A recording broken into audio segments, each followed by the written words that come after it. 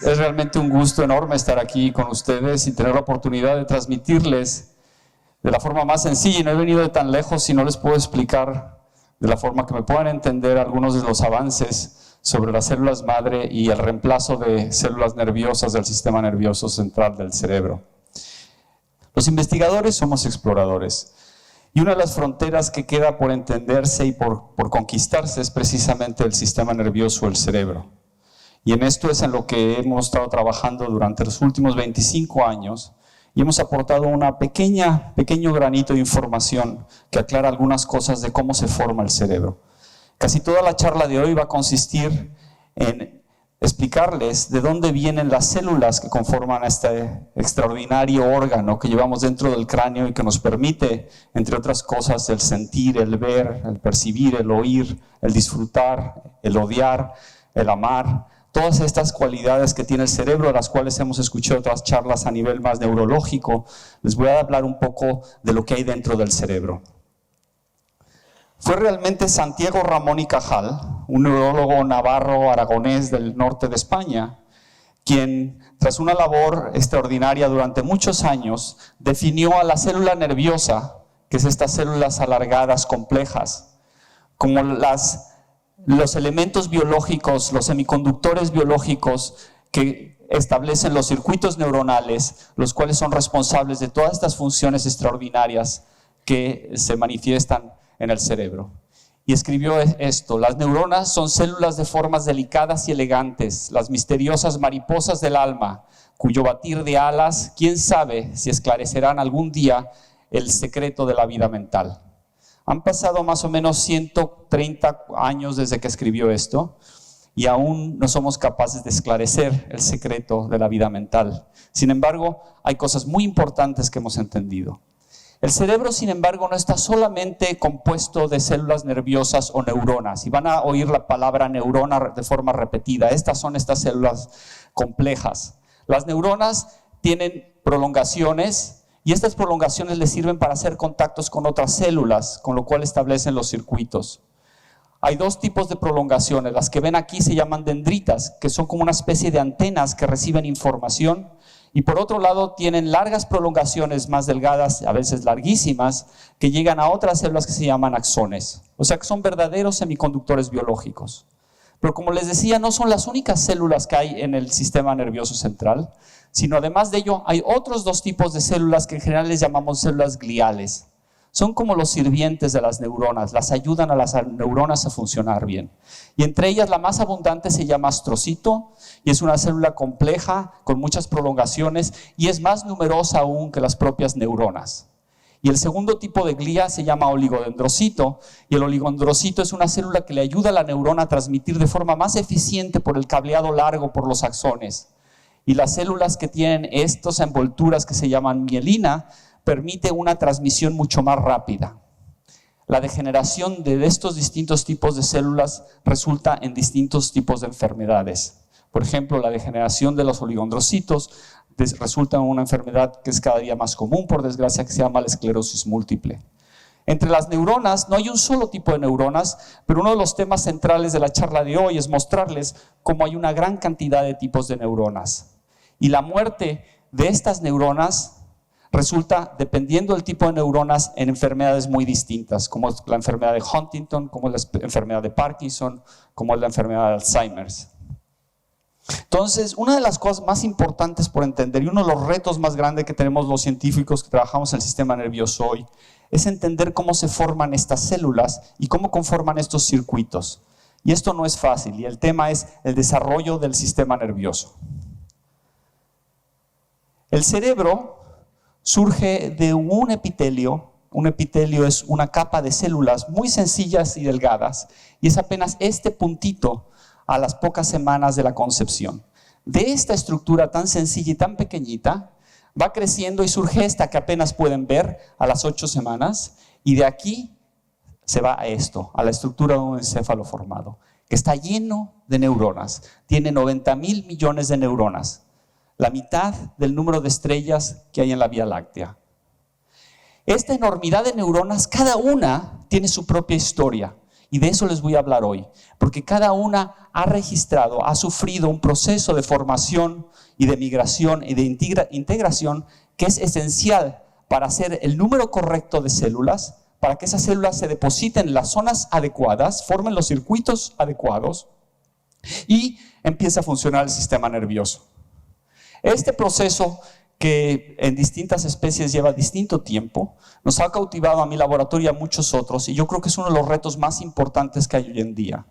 Porque si logramos entender cómo se arma esta maravillosa máquina que llamamos el cerebro, vamos a ser capaces de imitar ese proceso y de generar células que quizá algún día sirvan para reparar enfermedades degenerativas en las cuales se pierden estas células.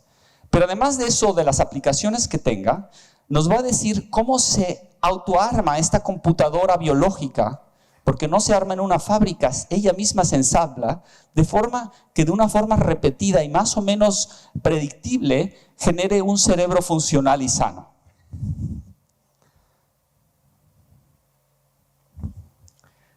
Si amplificamos muchas veces esta pequeña estructura, utilizando un microscopio de barrido, nos encontramos con esa capita de células de las que le hablaba, que nosotros los neurobiólogos del desarrollo le llamamos el neuroepitelio, porque es el epitelio que va a dar lugar al cerebro. Es de aquí de donde surgen las neuronas, y estas son las primeras células madre del sistema nervioso. Ven ustedes, aquí he dibujado una en rojo, para que la puedan ver, parece una botella de las botellas antiguas de Coca-Cola. Y esta célula se divide de forma repetida para dar lugar a más de ellas, pero a la vez para dar lugar a la progenia, que son las glías y las neuronas.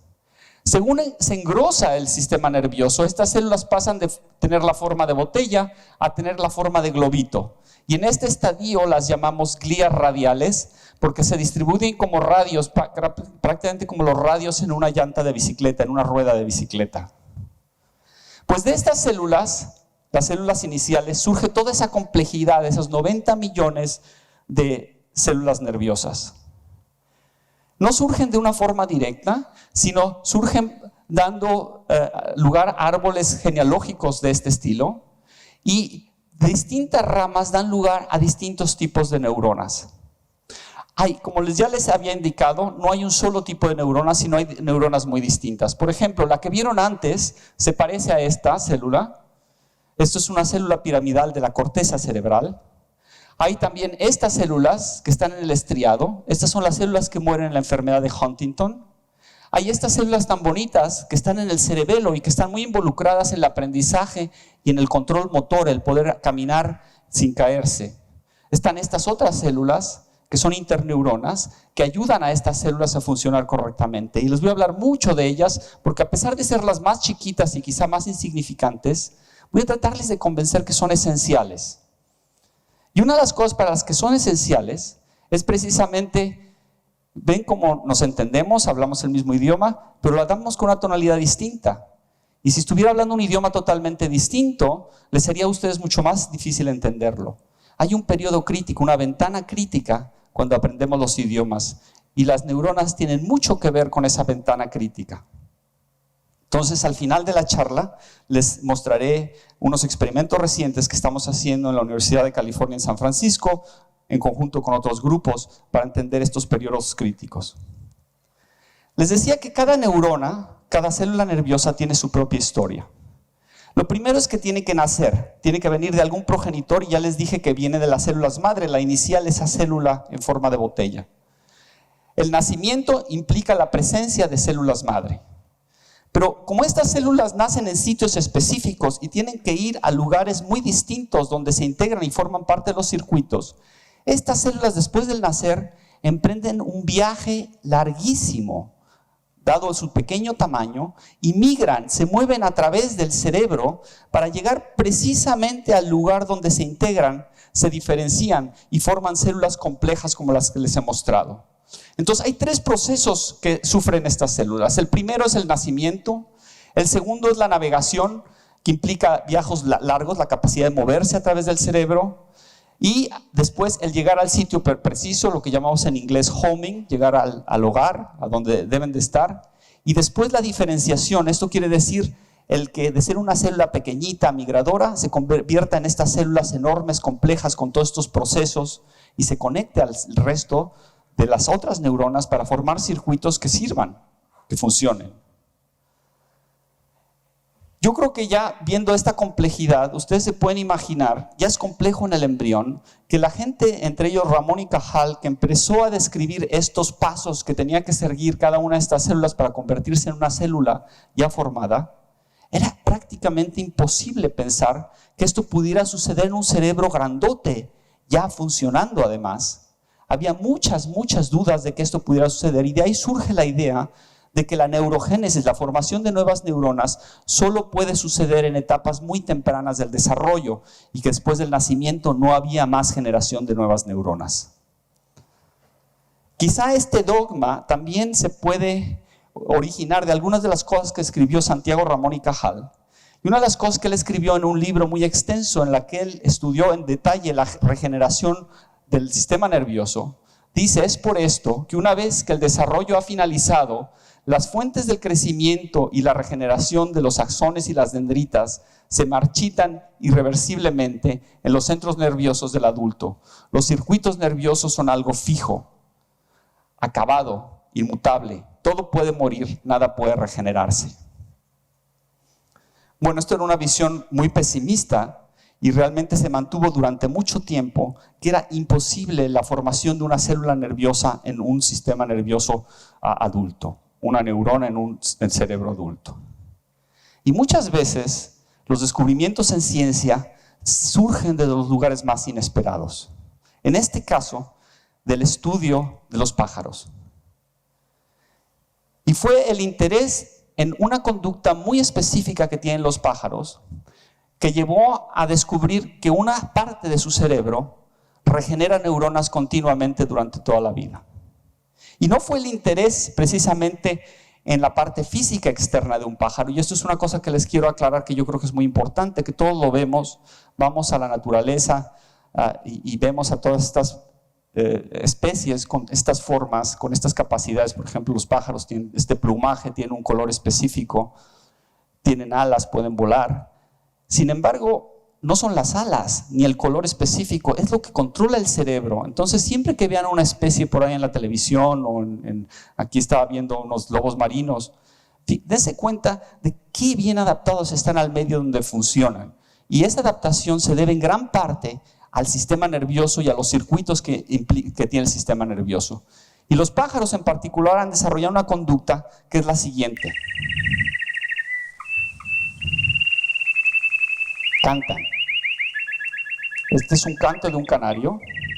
Y esto le llamó la atención a un neurobiólogo argentino que trabaja en Nueva York, Fernando Noto, quien fue mi maestro. Y él descubrió, fijándose dentro del cerebro de canarios, que había ciertas áreas, núcleos que llamamos, que eran esenciales para la producción del canto.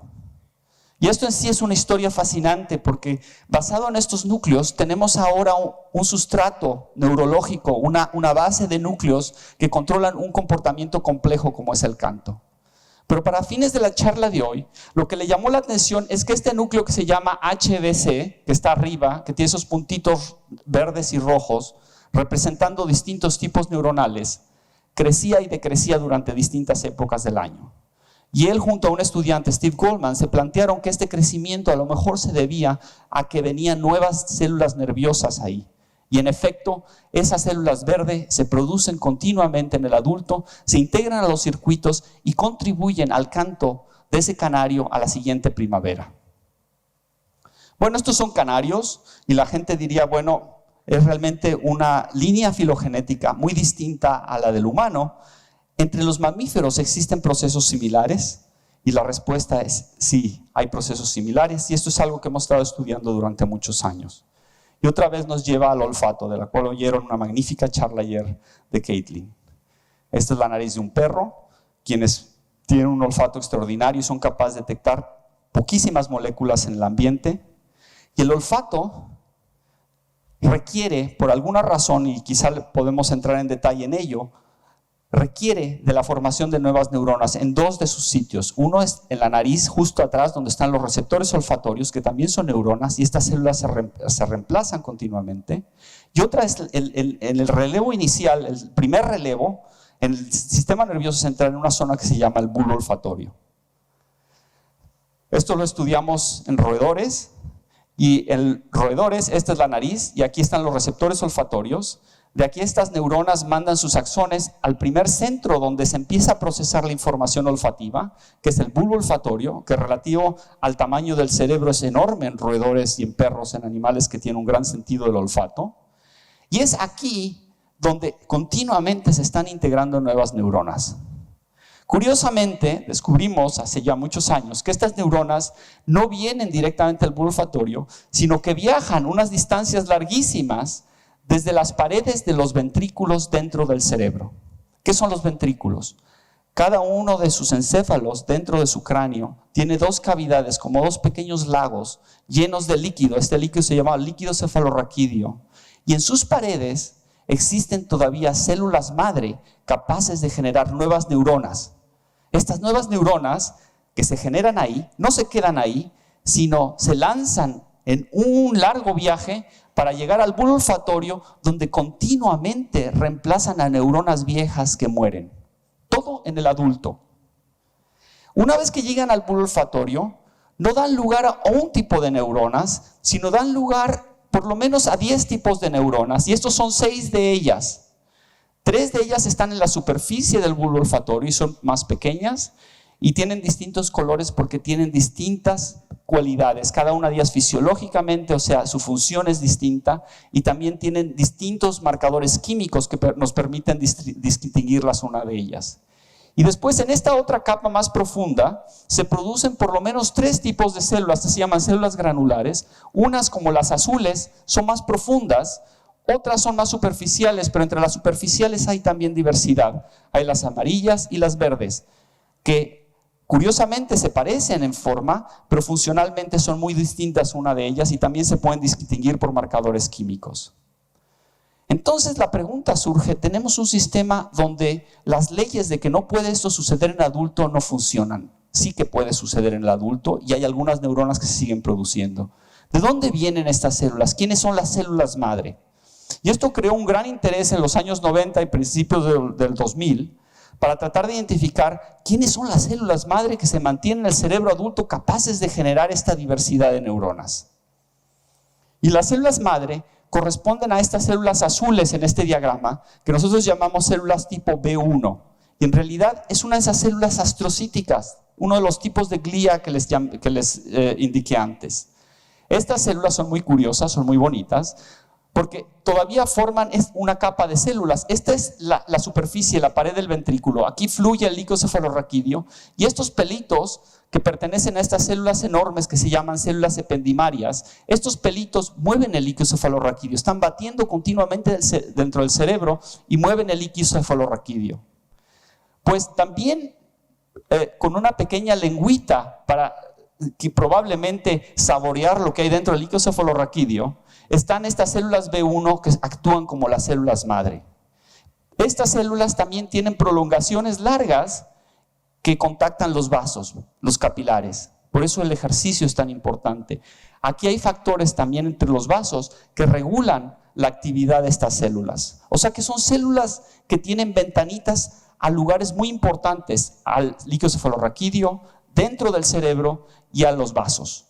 Todos estos pueden regular la actividad de estas células madre. Pero ellas no dan lugar a las células neuronas nuevas directamente, sino que hay un progenitor intermedio. Estas células las llamamos células C, porque fueron las terceras que descubrimos, y son estas células verde. Son las células más proliferativas y probablemente son responsables, cuando su proliferación no se regula de forma adecuada, en la generación de tumores. Pero cuando esto funciona de forma correcta, paran de dividirse y generan las células tipo A, que forman estos ríos, que son las neuronas nuevas. Inmediatamente que se generan, empiezan su viaje, su peregrinar dentro del cerebro, que les lleva desde las paredes de los ventrículos hasta el bulbo olfatorio. Para una célula de 10 micras, es realmente una epopeya el hacer este viaje tan largo, además por un tejido muy complejo que es el sistema nervioso.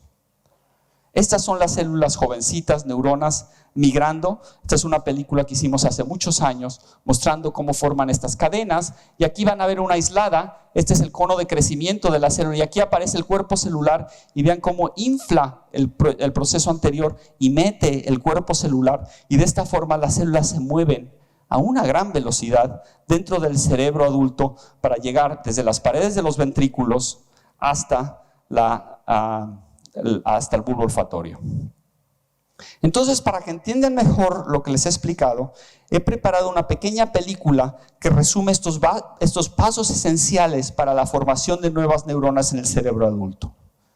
Todo empieza con la célula B1, y esta célula B1 viene de esas células gliales radiales que les dije antes, y en cierta forma se parece un poco. Esta célula, a través de los progenitores intermedios, la célula C, que se dividen varias veces, en realidad se dividen 3 veces, una vez que se dividen, se convierten en células nerviosas, se unen a estos ríos de células y estos ríos van hacia el bulbo olfatorio, moviéndose de una forma organizada y muy dirigida. No van a otras zonas del cerebro. Incluso si uno hace una pequeña lesión fuera de esa zona, no dicen, hay que reparar esa lesión, ahora nos vamos a esa lesión. Pero quizá algunos de ustedes se han preguntado, ¿por qué tienen que venir las células de tan lejos? Y en realidad esto lo debíamos haber contestado hace muchos años, pero a veces los científicos somos medio burros y no nos damos cuenta de cosas que son muy obvias. Las células migran desde la pared del ventrículo lateral hasta el bulbo olfatorio por una razón muy sencilla que van a ver en un momento. Y la clave aquí vino del hecho de que eran distintos tipos de neuronas los que se producían. Entonces lo que hicimos en el laboratorio es pensar cuáles podían ser los modelos para generar esta diversidad. Y el modelo que prevalecía en ese momento y que todavía prevalece en la mente de muchos que piensan acerca de células madre, es que una célula madre es capaz de producirlo todo. Y esto no es verdad. En realidad este modelo que prevaleció durante mucho tiempo ha sido invalidado no solo por el trabajo de mi laboratorio, sino por otros. Y esto surgió del siguiente descubrimiento. Si marcamos a células madre en distintas regiones de la pared del ventrículo, nos encontramos con la sorpresa, y esos son los momentos maravillosos de la ciencia cuando uno ve un resultado así, de que distintas regiones estaban especializadas en producir los distintos tipos de neuronas que iban al bulbo olfatorio. O sea, que las células madre no son homogéneas y totipotentes y buenas para cualquier cosa. En realidad están especializadas, y están especializadas dependiendo de la región a donde se encuentran. Esta regionalización hemos encontrado muy recientemente, precisamente por el trabajo de un postdoctorado de origen chileno, precisamente de esta zona, que le llamamos el Calama, ya se imaginarán de dónde viene. Pues el Calama descubrió, en un trabajo que publicamos hace poco, que estas regiones son determinadas en el embrión. O sea que el embrión ya planeó qué tipos de progenitores se van a utilizar para el resto de la vida y determinó cuál va a ser el comportamiento de esas células madre por el resto de la vida de ese individuo. Estábamos mal, y esto es una de las cosas importantes como explorador que hay que darse cuenta, que a veces nos equivocamos en nuestras hipótesis, de forma que esta hipótesis es equivocada, las células no son totipotentes para cualquier cosa y la de la derecha es la correcta. Distintas regiones son especializadas en hacer distintos tipos de neuronas. Imagínense ustedes un aparato, una computadora, que tiene muchos componentes electrónicos, semiconductores, cada uno con un origen distinto. Una fábrica en China especializada en hacerlos de esta esquina, otra en Chile en hacer esta esquina, otra en Uruguay, y así esos chips después migran, se meten a la computadora y se conectan de una forma correcta para hacerla funcionar. Esto es lo que nos sugiere este modelo, de que las células madre son especializadas. Podría hablar el resto de la charla de para qué está todo esto, y es quizá una de las preguntas más fascinantes que nos podemos hacer. ¿Para qué generar neuronas continuamente? Y yo creo que la respuesta tiene que ver con el sistema del olfato. Para nosotros quizás es muy difícil imaginar la importancia que tiene el olfato para muchos animales. En un ratón, uno de los modelos de depresión es quitarle el bulbo olfatorio. Si no pueden oler, es como si nos quitaran a nosotros la vista. Para nosotros la vista es preponderante, para un ratón el olfato es preponderante. Y son capaces de distinguir una enormidad de olores, pero además a una altísima sensibilidad. Un perro igual. Entonces, lo que pensamos que hacen las nuevas neuronas es hacer posible a estos animales, y quizá a nosotros en etapas tempranas de la vida, el distinguir entre distintos olores. Producen una ventana de plasticidad, una ventana de flexibilidad al cerebro que es permanente, de forma que hay continuamente neuronas nuevas llegando que le permiten a ese circuito adaptarse a ese medio de olores. Y si se imaginan ustedes, la vida olfativa de uno de estos animales es muy compleja porque está continuamente cambiando. Cambia con el clima, cambia con las estaciones, cambia con la formación de pareja, qué pareja encuentran, si tienen crías. Está continuamente cambiando y el bulbo olfatorio se tiene que adaptar a todos esos cambios, de forma que tiene que continuamente mantener esa plasticidad, esa flexibilidad. En otras palabras, como les dije antes, el aprender un idioma, si lo hacemos de forma adecuada, se aprende muy fácilmente antes de los 3 años de edad. Pero después se cierra esa ventana de oportunidad y se hace mucho más difícil. Todavía es posible aprenderlo, pero es mucho más difícil y se aprende por otros mecanismos distintos. El bulbo olfatorio no se puede en estos animales dar ese lujo, de forma que mantiene esa plasticidad, esa flexibilidad de por vida. Algunos de ustedes ya se estarán preguntando, bueno, ¿este hombre nos va a decir algo sobre los humanos y sobre la reparación de cerebro? Y de eso les voy a hablar ahora. Y aquí lo que quiero ilustrarles es que un perro, probablemente cuando se trata de olores, nos hagan burla. Y nos hagan burla de verdad, porque para nosotros el sentido del olfato es realmente no indispensable. Y a muchas personas, por razones fisiológicas, les quitan parte del bulbo olfatorio. Algunos pierden la capacidad de oler por un daño a base de cráneo. Hay muchas razones por las que se pierde el olfato y no es indispensable. Es útil y es agradable tenerlo, pero no es indispensable como es para un perro o para un ratón. Y hace años, a través del trabajo de 2 neurocirujanos que estaban en el laboratorio, nos preguntamos si el cerebro de humanos tenía procesos parecidos a los que habíamos encontrado en ratones, que otros grupos habían encontrado en ovejas, en perros, todos animales con un gran sentido del olfato. Y para nuestra sorpresa nos encontramos que el cerebro de humano sí que tiene este proceso de migración al bulbo olfatorio, pero solo en estadios infantiles.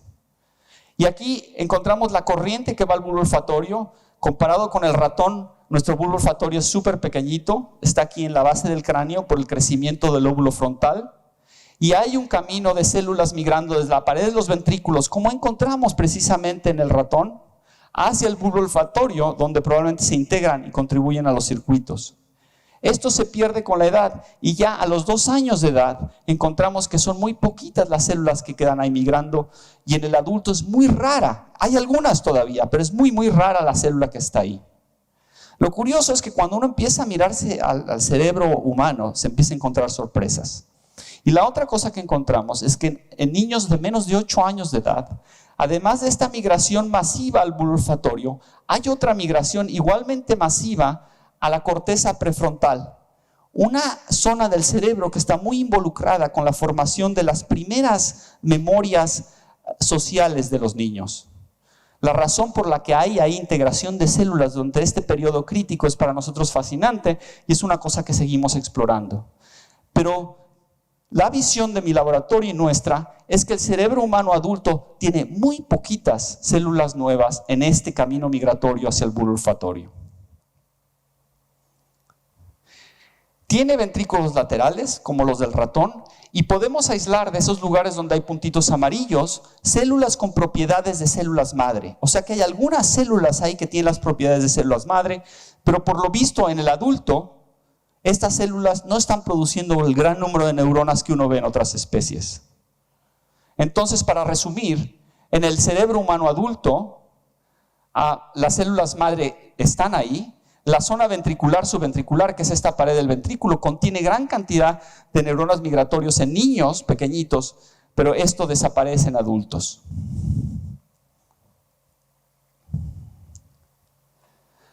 Entonces, en animales por lo menos, hemos encontrado que la idea cajaliana y de otros de que no podía suceder no es realidad. O sea, sucede. Puede haber nacimiento, puede haber migración a largas distancias y puede haber diferenciación e integración de esas células a los nuevos circuitos. Si esto es posible en animales en los cuales el cerebro es muy parecido al del humano, no tienen grandes diferencias, nos empezamos a plantear hace años si pudiéramos inducir este proceso o imitar este proceso en algunas regiones del cerebro de los animales donde esto normalmente no sucede. O sea, la pregunta era la siguiente: ¿podemos imitar lo que sucede normalmente en el cerebro infantil o en el cerebro adulto de un ratón, de las células yendo al bulbo olfatorio, e integrar nuevas interneuronas a otras regiones del cerebro? Y aquí les voy a contar algo muy bonito que además es muy fácil de entender. Nuestro cerebro es gran parte corteza cerebral. Y la corteza cerebral tiene una estructura compleja, pero a la vez su origen es muy sencillo y es muy parecido en todas las especies. Tiene dos tipos de células. Las que llamamos excitadoras, las activadoras, que producen un tipo de neurotransmisor que se llama glutamato. Y esas vienen directamente, son las rojas, y vienen directamente como los rayos de la bicicleta, radialmente del ventrículo. Y después tienen las interneuronas, las pequeñitas que les mostré antes, que son las inhibidoras, las que le dicen frenen.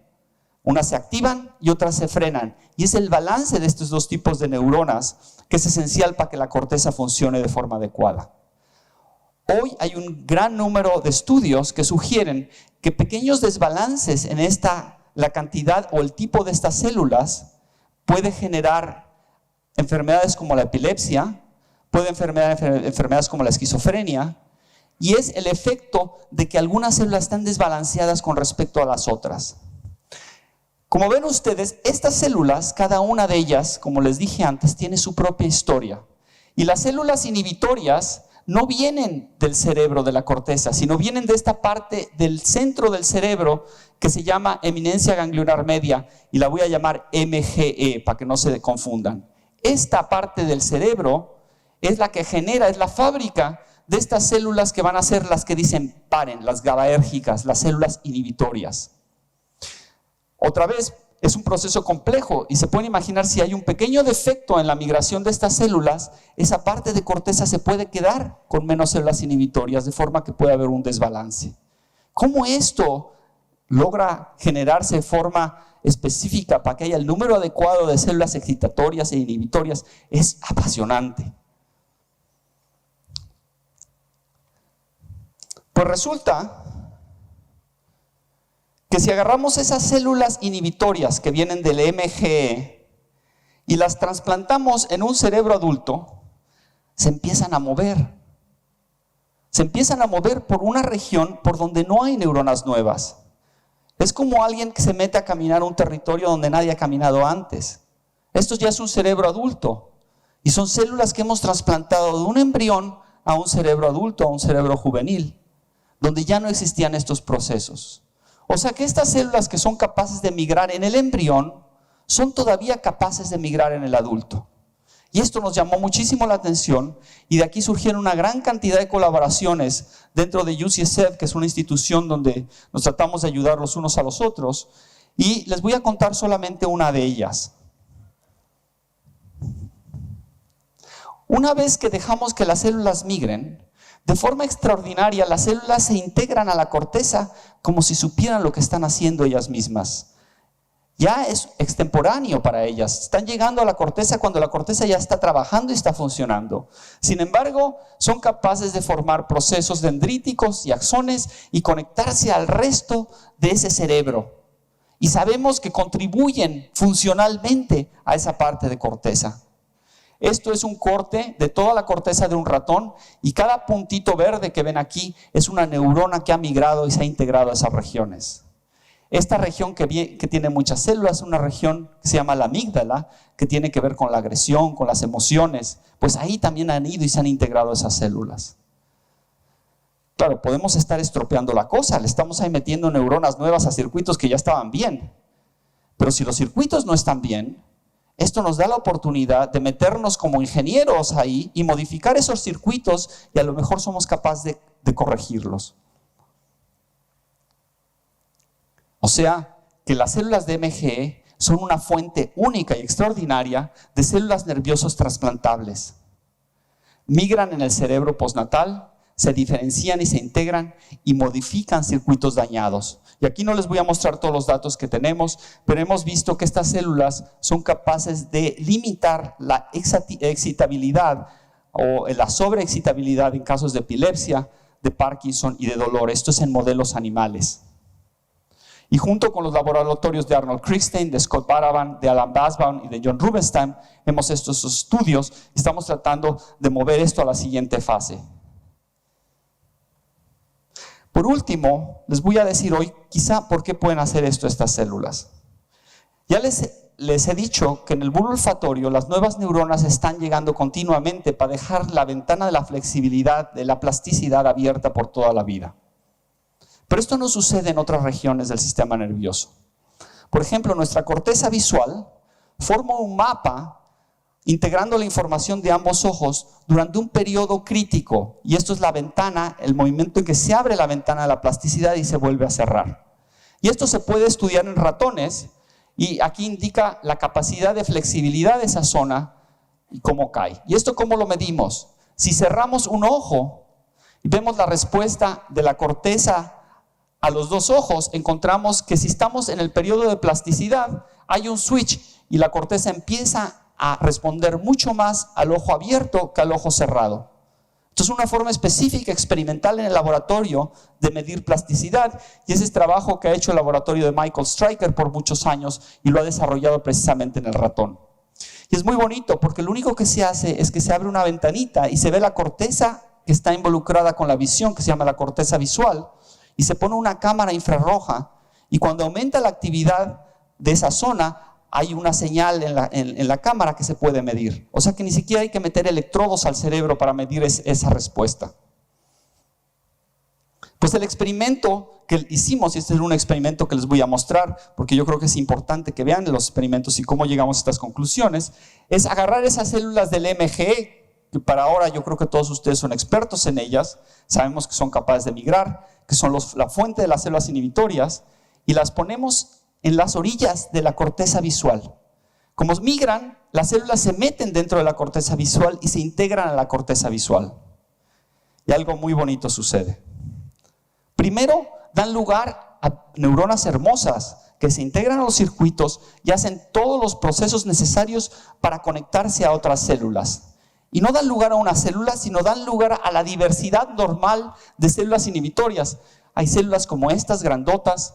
Hay células como estas que se llaman bipolares, que son más pequeñas. Hay otras células como estas. Dan distintos tipos de células. Y estas células se integran dentro de la corteza visual. Lo fabuloso es que si vemos, cuando estas células adquieren la edad en la que normalmente se produce este periodo crítico, ellas reinducen la apertura de otro periodo crítico. Como que están abriendo la ventana de nuevo y la vuelven a cerrar. Vean, si medimos la plasticidad justo después, este es el periodo crítico y hay como les mostré en la anterior, hay plasticidad. Pero un poco después de ese periodo crítico hay muy poquita plasticidad que queda.